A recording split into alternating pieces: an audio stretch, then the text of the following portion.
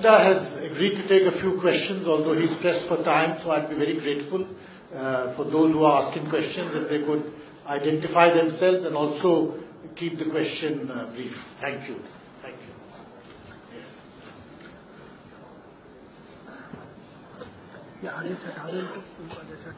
Good evening, sir. My name is Zaire Maheshwari and I'm from National Herald newspaper. My question is, you mentioned the Eminent Persons Group and the report is due to submit later this year.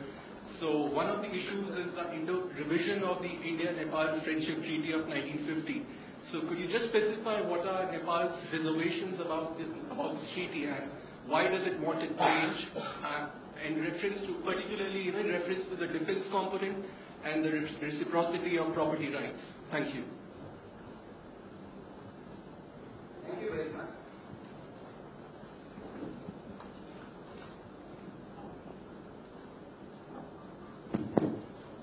Thank you very much. I think that this one is a very important historic question. I have not gone through what exactly is there in the report of EPG, but I hope that amicable solution has been suggested in that document. I can only say that after going through that document, we can concretely comment on this document. But one thing is clear, we are in the historical opportunities of strengthening the level of our friendship and cooperation. Therefore, everything that will be suggested will be in favor of our relationship, in favor of our economic cooperation, security and all these things. That is my understanding. Thank you. Mr. Ambassador D.K. Jain.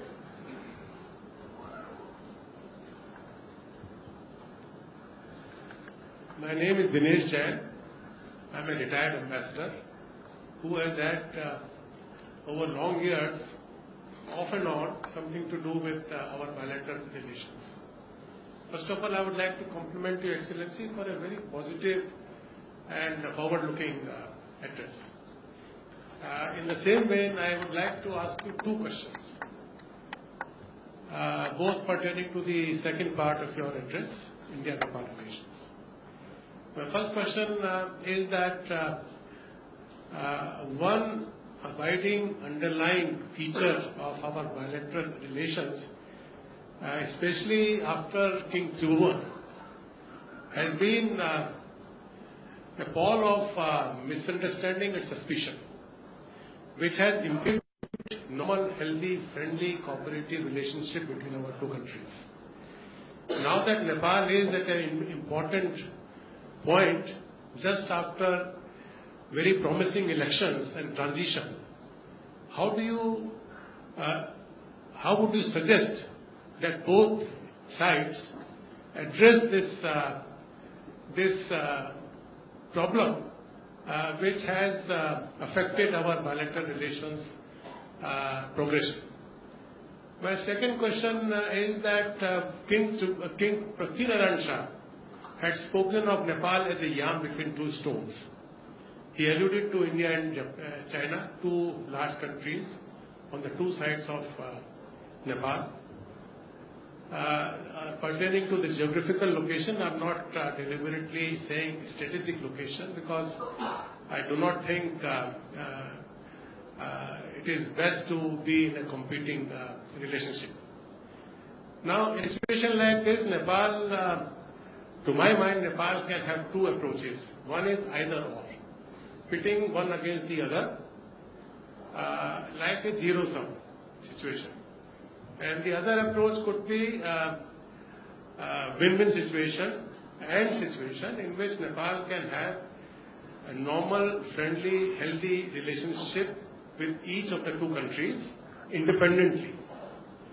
To my mind, one option is very obvious. Nepal has followed one option consistently through the decades. Again, looking forward, how do you foresee and perceive Nepal's relations with these two countries without impinging one on the other? Thank you. Thank you. This one is also very important concern of both the countries. I want to stress here that there is a tremendous political change is going on in Nepal. Previously, there was a feudal autocracy as the core of the leadership, monarchy. And now, tremendous democratic change is going on. Therefore, this new situation has created a very conducive atmosphere to define the relation between our two countries in a completely new perspective. Previously, feudal monarchs always tried to play with these two neighbors and always use divide and rule to preserve its throne. Now the situation has changed. Therefore, there is no question of playing cards of India or playing cards of China. Now, very positive and favorable situation has already been created with a long struggle and sacrifice of Nepalese people. There is an understanding, according to my analysis and my study, fundamentally new situation has been created. No intellectual and no general public want to play this India-China card, and they want to be benefited from both of our neighbors. As you mentioned, that during the period of Tribhuvan, he himself, as a feudal monarch, tried to preserve his throne by using these play games. And as you mentioned about Prithviraj Saha, he unified the country by the feudal means, and he defined Nepal, as you mentioned, in between India and China. It is a very defensive and very negative definition according to my understanding. Now, whole international situation, regional situation, and the understanding of Nepalese peoples has been enriched in such a way that that definition will not work. Today, we think that developed and prosperous India and developed and prosperous China will not be a difficulty and problem for the prosperity of Nepal, prosperity of Nepalese people. It is the high time, and huge opportunity is there to bridge these neighbors and to be benefited from the development of both the neighboring countries. This is the general understanding that is developing among the masses of people in Nepal. At the same time, I also want to clearly mention that India and Nepal has a very unique relation. As I mentioned in my speech, our history, our culture, our civilization as a whole, our economic ties, our political understanding, in an overall sense, lifestyle. We are having a very unique, no comparison will be there with any other issues. There was a time when people had some ideological sentiment, some petty bourgeois revolutionary sentimentism was there during that period. There were so many ups and downs. But now, situation has been changed. Therefore, there cannot be a comparison with the relation of Nepal with India and with the relation of Nepal with China. No comparison can be made. We previously, monarch, tried to play this game, sometimes to India, sometimes to China, and always divided the people with that slogan. We new leaders of the political spectrum are convinced that the history has ended, that kinds of playing game has already been ended. Now, new initiation has been there, that we are having a very unique relation with India, either for political democracy or for economic development or for security reasons. Because all our natural resources, our ebb and flow of our natural resources from Nepal to India. It dictates us. Our civilizational history always dictates us to be very unique with India. No comparison can be there. Therefore, I think that although that kind of discussion and discourse was there, but now fundamentally situation has been changed. Now high time is there to clearly define our relation with India and our relation with China with a concrete analysis of the concrete conditions. It is quite clear. Thank you. Young man at the back, yes. Namaskar, President ji. Bharat Mata Vai Swagat, sir. I am Siddhant, representing Global Youth. My question to you is that since you were the Prime Minister in 2016 for 9 months, and now the KP Oli government has also completed around 9 months, so what change do you see in Nepal and India's relations from then and now? Thank you. During my last tenure, for 9 to 10 months, I have an opportunity to create a very balanced and friendly relation with both our neighbors. Particularly, I want to convey my heartfelt thanks for Indian political leadership and academic circle to create a conducive atmosphere to unify the nation as a whole in Nepal. During my last tenure, there was a serious problem in Tarak Pradesh, mountainous area and hilly region, a kind of division and distrust was there. I got the opportunity with your support and cooperation to create a very favorable atmosphere to unify the nation as a whole and to create an atmosphere of democratic transition through democratic election. And at the same time, I had also very short span of time was there, but I have an opportunity to clearly indicates that if leadership is serious enough and committed enough, economic development is possible. Because during my last tenure, 7.5% of GDP, this was a record after 25 years of our history, it has been established. And relation with both India and China has been balanced in such a way that now there is a very positive developments are there. And Prime Minister KP Oli, when he visited last time here, very positive developments are there. And the visit of Prime Minister Modi ji in Nepal, time and again within a short span of time, also created very positive atmosphere. I think that during my tenure, 10 months tenure, has created a ground for the development. Today, Prime Minister KP Oli is trying to move forward on that ground. Last week, I had the opportunity to appeal the masses of people in Tarai, Madhya, number 2 provinces, with Prime Minister. And both Prime Minister and I myself appeal the masses of people. We are serious enough to address the genuine demands and aspirations of Madhya.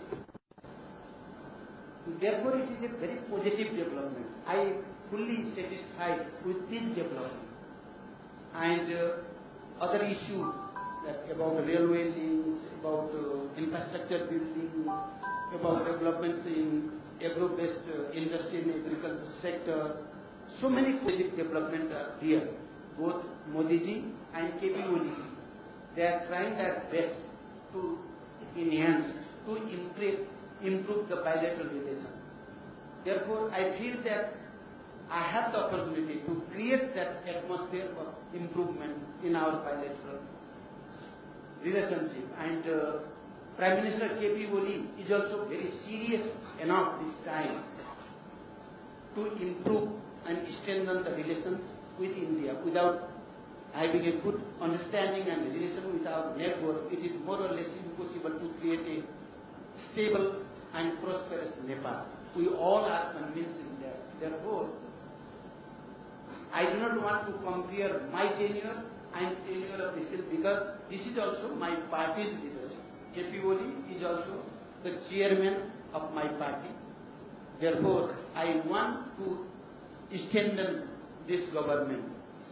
I want to unify the party and consolidate the party for political stability and economic development of the country. I want to create a conducive atmosphere with India. Yes, during my tenure, I have the opportunity to have a very confidential and very confident relations with India. I want to continue it with new circumstances.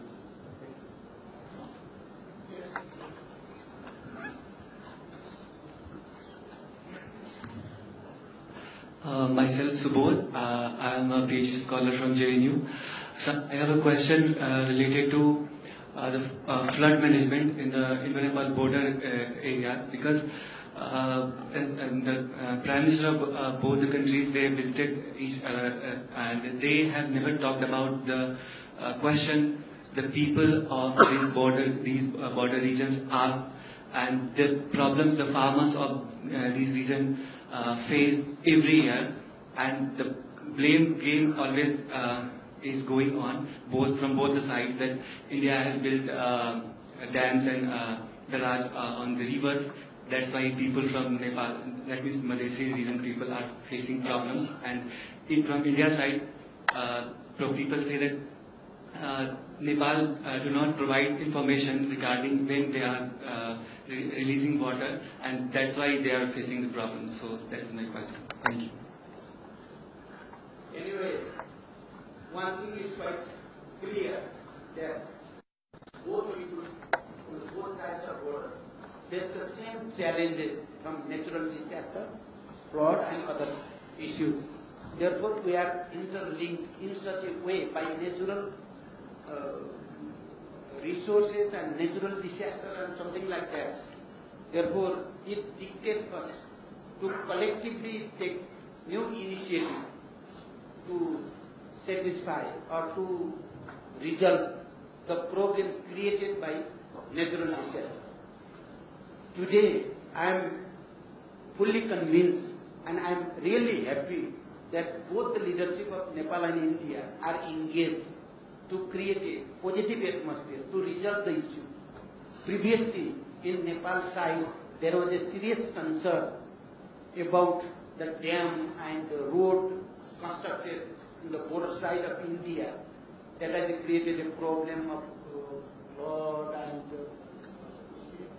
all these problems. And this time, both Modi ji and Oli ji came to a understanding to resolve this issue within 1 year.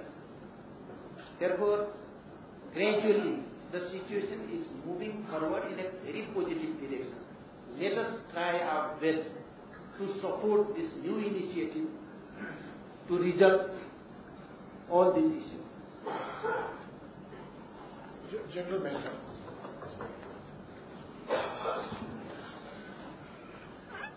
Your Excellency, welcome back to India. My name is General Mehta. I know you very well. No, this is for the benefit of the audience, other people. Sir, it says former Prime Minister of Nepal. When can we expect that you will be the incumbent Prime Minister of Nepal? Is there an arrangement during the time of the merger that the Prime Minister's tenure will be shared between the two parties that merged together? That is simply my question. And if you allow me the indulgence, there is some perception in India, I think that lingers still, that in this merger and in this Nepal Communist Party of India, Prime Minister Oli is perceived to be pro-China and incumbent Prime Minister Prachanda is perceived to be pro-India. How do you reconcile this? Mr. General Mehta, I already explained this pro-India and pro-China cards. It is old tactics. It will not work now. And it is not true that Prime Minister Oli is pro-Chinese. For more than 25 years, he has been accused as pro-Indian in Nepalese media and Nepalese, And 2-3 years back, there was a rumor and there was a kind of perception, as you correctly mentioned, about pro-China. And today, when better relation is developing between Modiji and Oliji, again some people are trying to make a rumor that Oliji again became pro-Indian. Therefore, this is the dynamics of politics. It's not such a strategic issue. As I already defined, that now political situation is qualitatively different from the time of monarchy. Therefore, I myself, as a leader of peace process and democratic transformation, I saw so many ups and downs and twists and turns in the process. I took so many risks to create a conducive atmosphere for concluding peace process, for democratic transformation, to create an atmosphere of confidence and trust between Nepal and India, and even between Nepal and China. Therefore, humor will not work. I think that things are moving in a correct direction. All academic circles should come together to encourage the leadership to enhance and to strengthen this bilateral relations that is developing in a very positive direction. Yes, madam. Last question.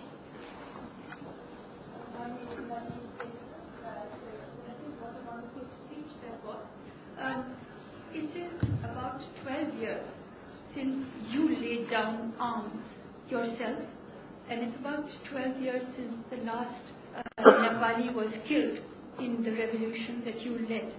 Would you say, sir, now with 12 years having gone by, would you say that there could have been another way that you could have overthrown what you thought was an extremely oppressive, feudal, monarchical regime? I ask this because there are many resistance movements bubbling across the world just now, in our part of the world too. So would you have done it differently now that you've seen 12 years go by? Once again, I want to go to General Mehta. As you raised one part of the question that what about the Prime Ministership, sharing of Prime Ministership or something like that. I want to make it clear that we appeal the masses of people for a stable government for 5 years. And in the process of merging two communist parties, we have some understanding, but our understanding will not create any doubt and confusion among the masses of people for 5 years of stable government. Remaining things you will see in the course of development. I do not want to elaborate the issue. Thank you. And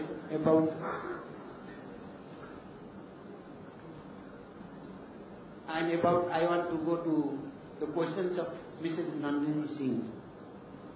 You are quite correct that during the 12 years of underground and armed rebellion and 12 years of peace process, these are quite different and qualitatively new experience is there.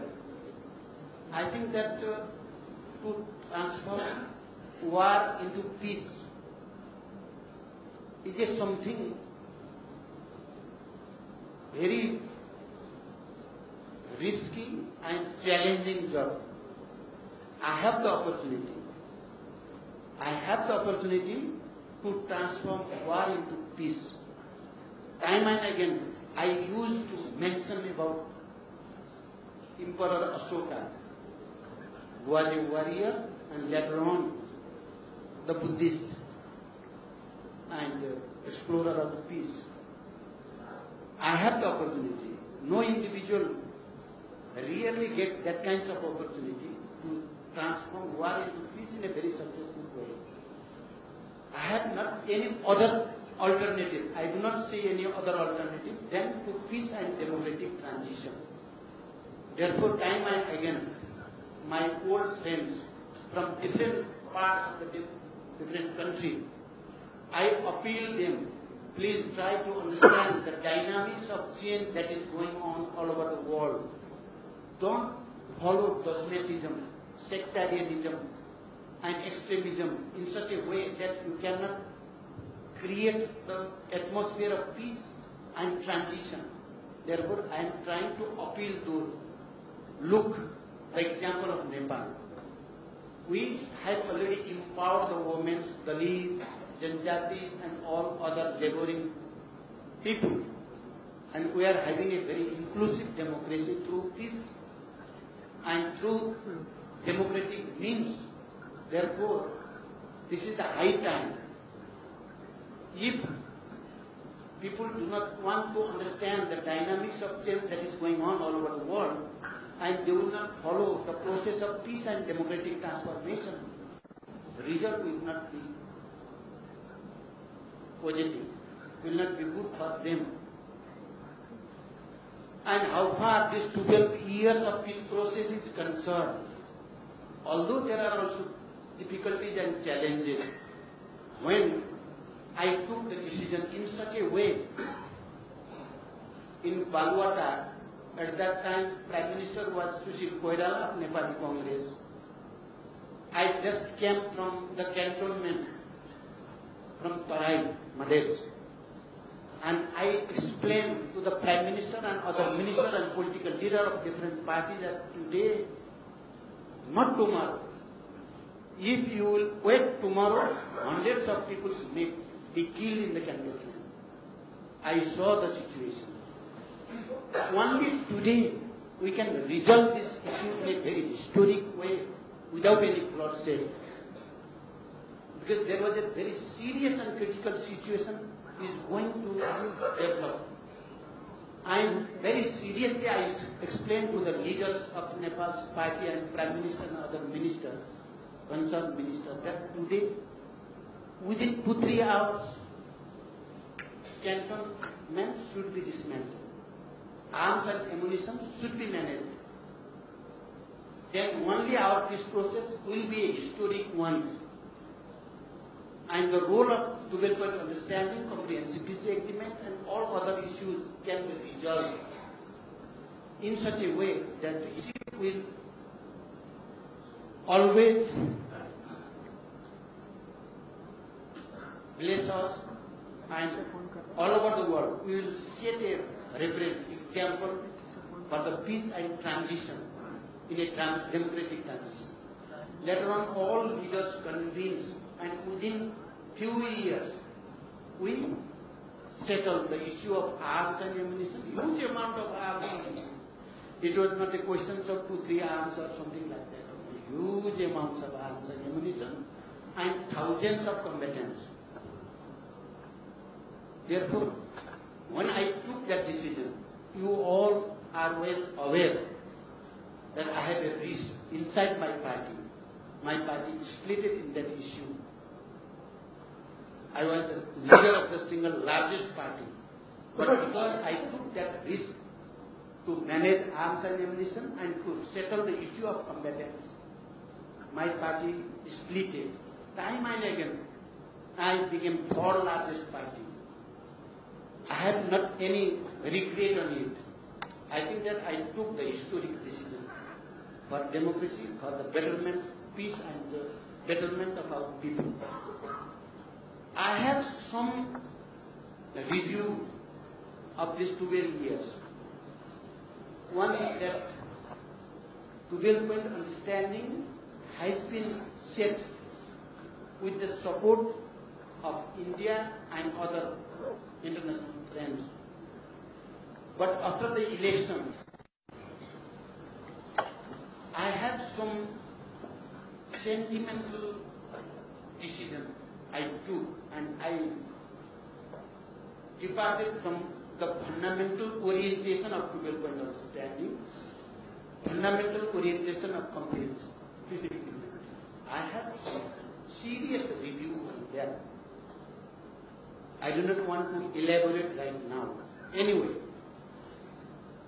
at the same time, I have reviewed, and time and again, publicly also I mentioned that I have also had some sentimental decision not to make President to Mr. Girija Prasad Koirala, co-signatories for comprehensive peace agreement and leader of whole this democratic transition. Without having this towering personality of Mr. Girija Prasad Koirala, it would be more or less impossible to create that atmosphere. As I mentioned, that without the support of our friends, like foreign friends particularly, it would not be possible to have this situation. But I had some shortcomings because I just came from insurgency, and it is not a personal mistake. It is a circumstance that forced me to be more sentimental. Now I am not in sentiment. I have learned the old norms and values of democratic transition. For me to understand war, it took 10 years. For me to understand peace and democracy, it took 12 years. Now I have a full conviction. With conviction, I can tell you that kind of sentimental things will not be repeated. Thank you. Thank you. Thank you very much, sir. Most enlightening, introspective, reflective, such a candid talk. It was a great pleasure. We'll have a small.